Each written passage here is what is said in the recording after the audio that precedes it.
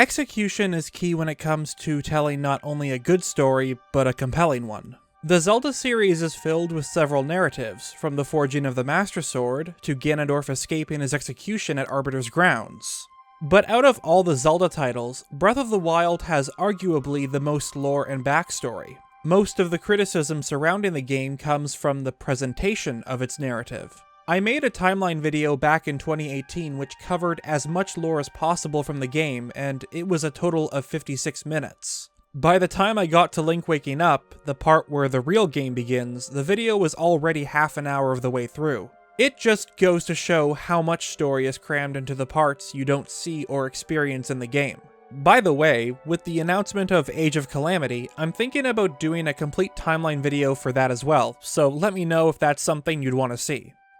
On the topic of lore and story, Hyrule Warriors Age of Calamity is the perfect solution for the problems with Breath of the Wild's narrative. We'll get a more detailed look at the events which led up to one of the series' most iconic and heartbreaking moments. The question is, exactly how much of these events will we be shown? While we don't have too much information on how Age of Calamity will handle this, I want to take this time to look at what could be in the game, along with what we can consider to be canon, as well as pinpoint the chronological order of some of these shots. Without further delay, let's get into it. The first question we must address happens to be the most important, especially if we're going to be comparing the lore between both games. And that's whether Hyrule Warriors Age of Calamity is considered canon or not. We're told that Onuma himself approached Koei Tecmo Games and pitched this idea. Given this context, the story of the Great Calamity comes from him, and therefore would be canon. The producer of this game goes on to say that, unlike the previous Hyrule Warriors games, Hyrule Warriors Age of Calamity was developed by working closely with the Zelda team in every step of the process, including gameplay direction, graphics, world, and all dialogue. Until we get further news, it's pretty safe to say that the story itself is definitely canon. However, the same can't necessarily be said when it comes to the gameplay. Link is never seen with the Sheikah Slate, yet uses runes such as bombs on hordes of bokoblin. While we have examples of Sheikah Slate replicas being created, like the one Pyrrha uses for her anti-aging rune, this can't explain the use of runes themselves. The Slate only had the camera, Hyrule Compendium, and album runes 100 years ago. Pyrrha goes on to state that after Link was sealed with the relic in the Shrine of Resurrection, she discovered additional runes in ancient texts such as Cryonis and Stasis. Unless there's a retcon to some parts of Breath of the Wild's lore, this is a contradiction to what we're told in the original game. Now don't get me wrong, I won't really mind if some of the details are changed. This video in particular is using two main sources of information to compare to Age of Calamity, Breath of the Wild itself, and the book referred to as Masterworks or Creating a Champion. Unlike others such as Historia and the Encyclopedia, there are only a few contradictions since most of it exists to add to the already established lore.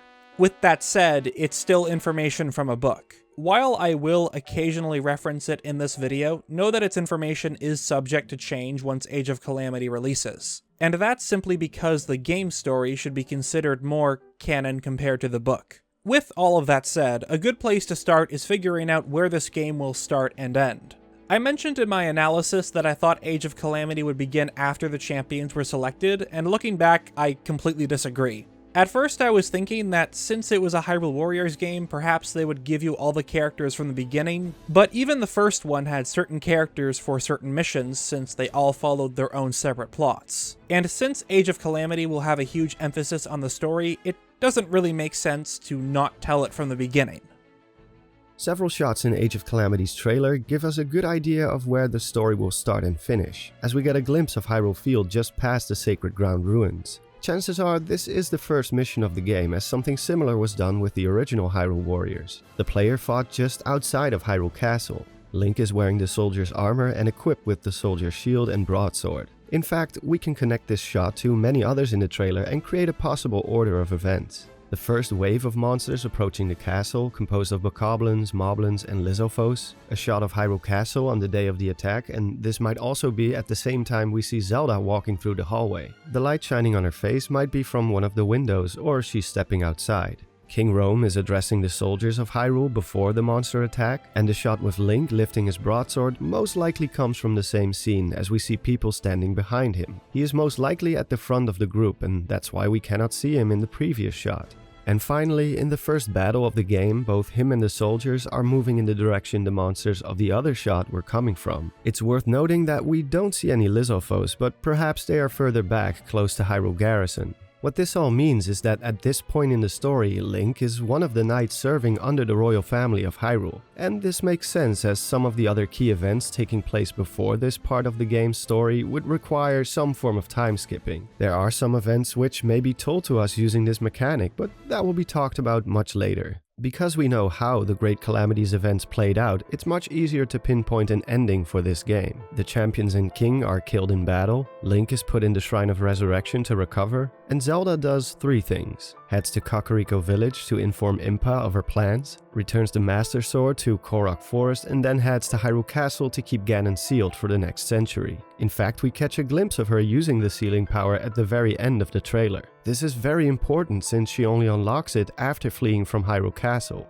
4 things remain constant when she uses her power in Breath of the Wild. The sound effect played, the bright lights, the Triforce symbol on her right hand, and Zelda's pose. While we don't see her hand in the trailer shot, it's obvious that she's using it. When we look at the route taken in Masterworks, the most plausible answer is that this scene is at the castle where she's holding off Ganon. The background shows the wall of a building, so perhaps this shot is after the one seen in Rome's cutscene. Zelda was holding off Calamity Ganon for 100 years, and her final line suggests that this represents her motivation to keep him sealed until Link can wake up. The game will most likely end here, but it would be cool if they somehow linked it to Breath of the Wild. For example, have the last line before the credits be the princess saying, "Open your eyes." There are several events after Link is put into the shrine which would be great to see, like Purah's movement from Hyrule Castle to Hateno to set up her tech lab, or Robbie disposing of the Guardians. But the chances of these moments being shown is very low. I mean, unless Nintendo announces a 4th Breath of the Wild game in the next few months. One topic I briefly brushed on in my other video was regarding the Master Sword. Zelda games have always been about a hero becoming strong enough to wield the blade and using it to destroy evil and save the day. Because of this, it's not until late in the game that the hero acquires a sword. In some cases, its power needs to be restored before it can be used against Ganondorf. And the original Hyrule Warriors follows this route. We see Link acquire it partway through the journey. In the Age of Calamity trailer, Link is only seen with it in a few shots. So that must mean that we'll eventually get it in the playthrough, right? Not necessarily. In fact, while we do know he gets the Champion's Tunic after being appointed Zelda's personal bodyguard, the same can't be said for the sword. And that's because Masterworks mentions him obtaining it at the age of 12. That's long before he becomes a knight. And if the beginning of the game shows him as a soldier for the Hyrulean army, he already technically has the blade. Mipha mentions in her diary that Link visited her and was now an accomplished knight and keeper of the sword that seals the darkness. But as mentioned before, this doesn't mean he both got the Master Sword and became a knight at the same time. He's just simply not using it when battling the hordes of enemies approaching the castle. Given the order of events, the Master Sword might have been obtained around 6 years after the prophecy, as it's referenced by Rome just before the entry of the Queen's death, where it's stated that Zelda was 6, and both her and Link appear to be the same age. If Link does obtain the sword partway through the story, that of course means it will be a contradiction to the lore from Masterworks, but since it's a book, a retcon could happen. This leads to another key part of this game's story, the corruption of Sheikah technology. The way Breath of the Wild presents these events suggests that the Great Calamity was an event that happened in a single night. The reason it was so devastating was due to how unexpected everything was. All key players were away from the castle, and by the time they made a move, it was already too late. Rome's cutscene shows Calamity Ganon's return, the subsequent rising of Hyrule Castle's pillars, and the immediate corruption of both the Guardians and Divine Beasts. It's likely that Age of Calamity will space out these events much more. In fact, I was rewatching Memory 15, and while this shows the moment Ganon returns, with Malice swarming the castle, there's no sign of the pillars. Rome's interpretation of these events is slightly different from this. We have this shot from the trailer, where 3 figures, Zelda, Link, and who we can assume is Impa, are looking at Hyrule Castle.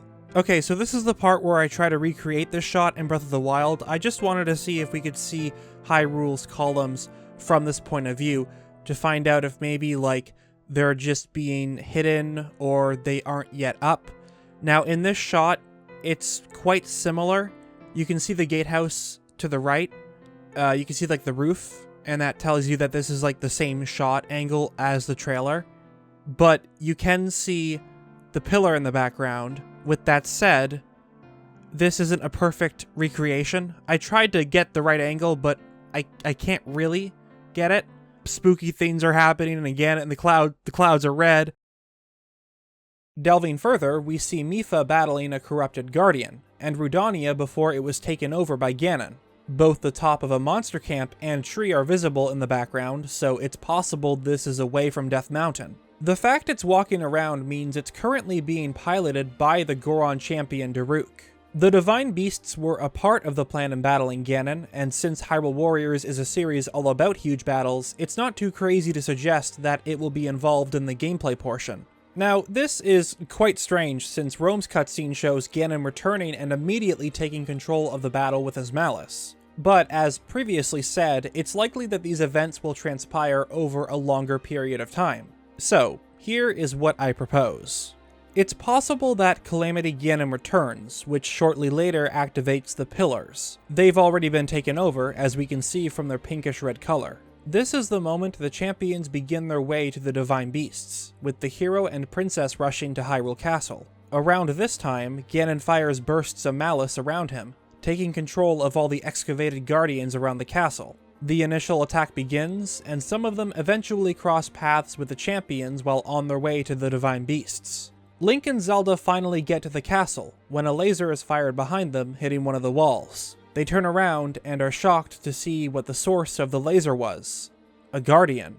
It's then that they realize Calamity Ganon has taken control of them. Both rush inside the castle and meet up with Impa, and they watch in horror as swarms of guardians emerge from the pillars. This is when the princess and hero realize that Hyrule has already lost. The sheer number of guardians cause the duo to flee. It's safe to say that at this time the champions are in their Divine Beasts and are participating in the battle. The guardians have already been corrupted, however the pilots have some time in their Divine Beasts until the inevitable happens. Ganon uses his malice to infiltrate them, giving birth to the Four Blights. Each champion fights for their lives, but it's hopeless. They are eventually killed by the Blights, and the Divine Beasts are taken over by Ganon. At some point while fleeing, Link and Zelda find out about the deaths of the champion and Kain, leading to Memory 16 and 17, where Link falls in battle, and Zelda unlocks her sealing power. One may think that this sequence of events is impossible since Zelda would have to somehow know the champions died while running away from the castle. But when I was looking back at Memory 16, I noticed something very interesting. She does say that she left them all to die. But when she brings up the champions specifically, she says the following. And everyone, Mipha, Urbosa, Rivali and Daruk, they're all trapped inside those things. And Zelda would know this much by simply seeing the reddish-pink glow of the Divine Beasts. She knows that each pilot went to their Divine Beast, and that's why she says the following line. This way, you can have them running away from the castle, all while knowing the fate of the champions. There's also another shot which might fit somewhere in these events, since Link is in some sort of duel against someone with what looks like a Thunder Spear. There are a few lines in this shot which could be raindrops, and that's why I believe this takes place when the two are running away. Those are my overall thoughts on how Calamity Ganon's attack on Hyrule will play out. Yes, it contradicts some of Breath of the Wild's lore and quite a bit of Masterworks, but as said before, we're probably going to have some changes like this in Age of Calamity. However, it would be cool if they find some way to make it all fit into Breath of the Wild's current story. Hyrule Warriors Age of Calamity also has the potential to show us stories only briefly referenced in Breath of the Wild or Masterworks. The best example to bring up is Akkala Citadel. It's barely mentioned in the game, and most of the information about it comes from the book. The citadel was built to ward off sea invaders and became known as Hyrule's last line of defense. The king was killed leading his troops in battle, causing the army to fall back to this location in a desperate attempt to ward off the Guardians. The cannons here were built to be used against humans only, so so the stronghold was quickly overrun by the Guardians, putting an end to the battle.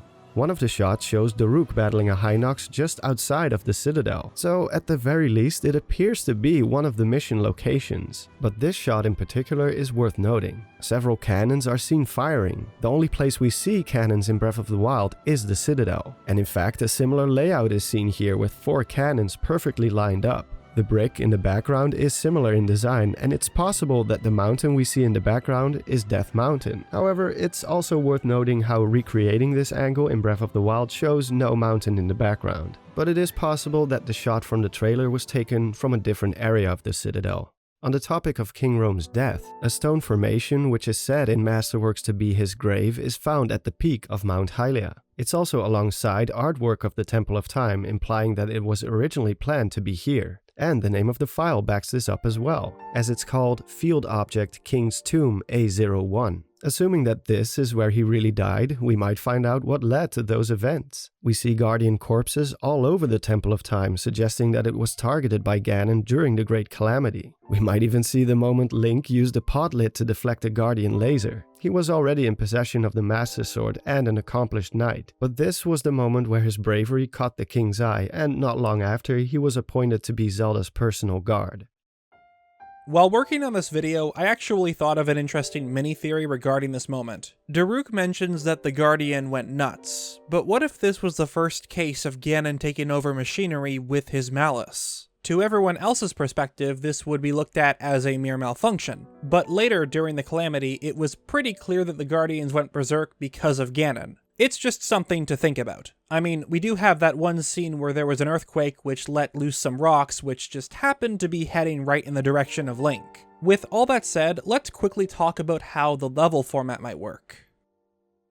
The formatting of missions in the original Hyrule Warriors would work very well with Breath of the Wild's story. The group splits up to tackle different eras at once: Ocarina of Time, Twilight Princess, and Skyward Sword. Since different characters are doing different things at the same time, this format could be used in Age of Calamity. The champions and princess split off to do their own mini storylines, allowing us to experience the same events from different points of view. Though, given how much stuff is going on at once, this might be too complicated for the developers to pull off. It's just an idea. A character like Daruk participating in the fights close to Akala Citadel makes sense since it's right beside Death Mountain.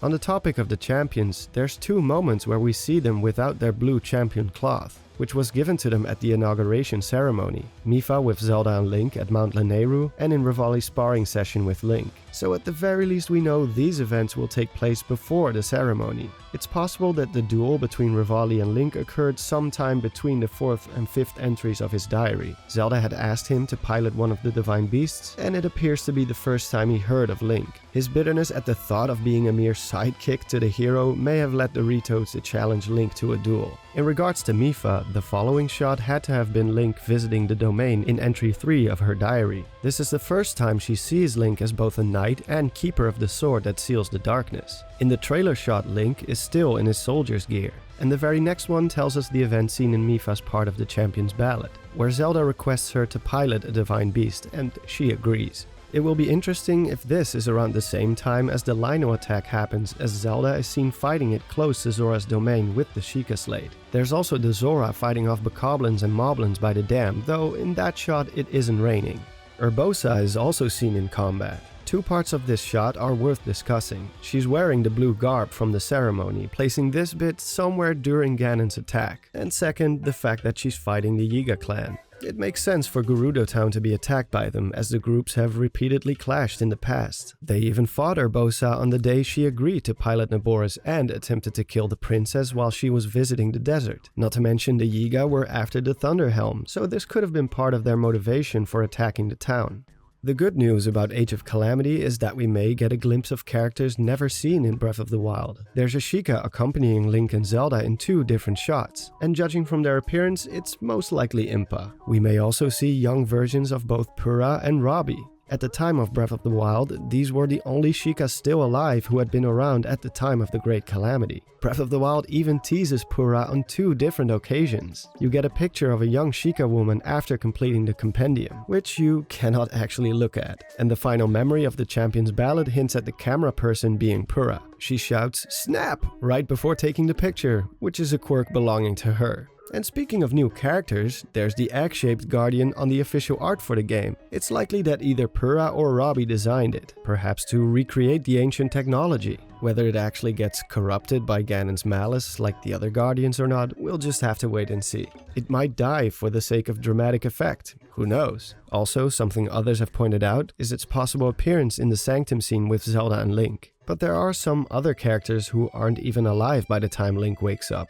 like Cass's mentor, who set out to find all the heroes' ancient songs. He was actually in love with the princess and became jealous of Link once he realized she had a romantic interest in him. In the end, he witnessed the hero's sacrifice for the princess and ended up helping him on his quest. And then there's Link's father. Zelda mentions him in one of the memories, and how Link was following in his father's footsteps to become a knight. This might be a throwaway line, but there is a chance that we might actually see some of Link's family.